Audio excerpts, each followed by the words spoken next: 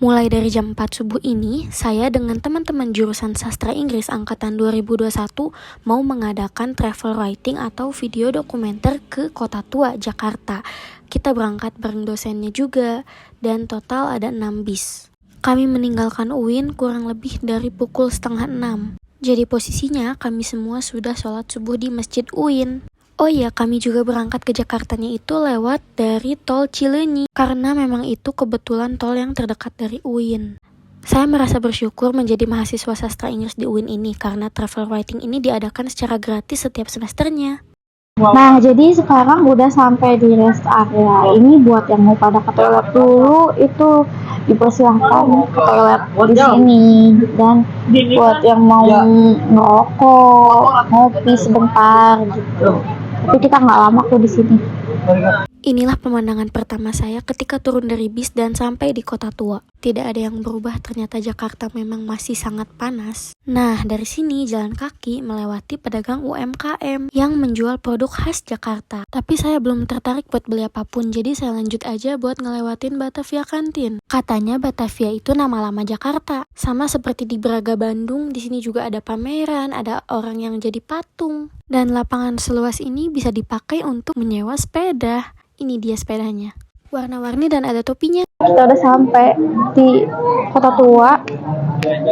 Tapi kita tetap lanjut karena akan fokus ke kita masuk ke museum.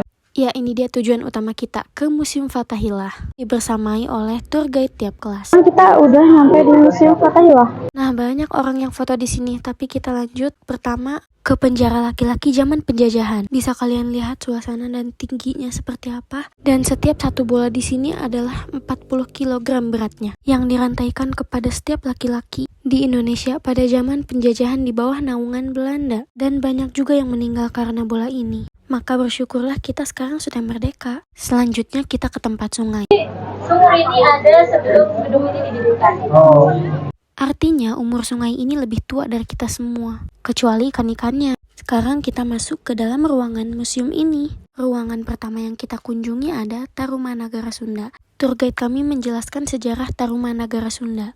Ada pula prasasti Ciaruteun, tapi ini replika yang aslinya ada di Bogor, tapi tetap dibuat semirip mungkin. Ini katanya nama gajahnya itu Airawata dan ini telapak kakinya.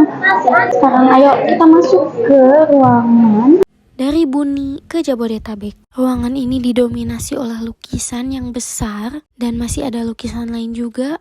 Tapi yang paling di-highlight di sini adalah lukisan yang panjang dan besar ini. Yang melukis adalah Pak Sujono. Keren sekali, pasti teman-teman ada yang tertarik untuk menjadi seniman seperti Pak Sujono. Setiap karyanya menyimpan sejarah. Inspiratif sekali. Ini lukisan asli sejak awal museum ini sebelum didirikan. Maaf, bukan didirikan tapi diresmikan. Ya, karena dulunya museum ini kan sebuah balai kota. Ternyata di ruangan ini ada juga senjata zaman penjajahan dulu. Berikutnya kita ke ruangan terbentuknya Batavia. Ternyata Jakarta itu asalnya kecil sampai menjadi seperti ini. Yang awalnya Batavia sekarang menjadi Jakarta. Dari sini kita lanjut ke lantai 2 untuk ke ruangan yang berkaitan dengan kerajaan-kerajaan kuno zaman dulu. Ada cerita Raja Solomon, ada cerita bayi yang mau dibagi dua, dan raja yang dicongkel matanya. Nah, ini ruangan yang menjelaskan Belanda zaman dulu. Itu ada patung dulu, dia presiden pertama di Belanda. Kursi, meja, kaca, properti di sini adalah peninggalan Belanda di Indonesia. Semuanya terbuat dari kayu jati. Sekarang keluar ruangan lagi, kita mau ke penjara wanita. Menurut saya ini lebih sadis karena penjara wanita ini ruangannya hanya tinggi 152 cm saja. Jadi untuk wanita yang di atas 152 cm harus membungkuk setiap di penjara itu. Dan tidak ada lampu selain dari cahaya sinar matahari dari pagi sampai siang. Setelah mengamati seluruh isi Museum Fathahillah ini, kita foto bersama. Ini udah jam 2 siang dan jadi kita udah boleh ke tempat-tempat lain. Dari Museum Fathahillah, saya tertarik untuk kembali lagi ke lapangan ini sambil menunggu arahan pulang ke Bandung. Sampai akhirnya saya duduk kembali di bis untuk mengarah pulang ke Bandung. Saya menyadari kalau di Jakarta memang sangat banyak bangunan tinggi yang tertata di sini. Lebih banyak dari bangunan tinggi di Bandung. Kemudian kami juga melewati Ancol yang di belakangnya terdapat wahana Dufan. Ini kondisi dalam bis saat pulang.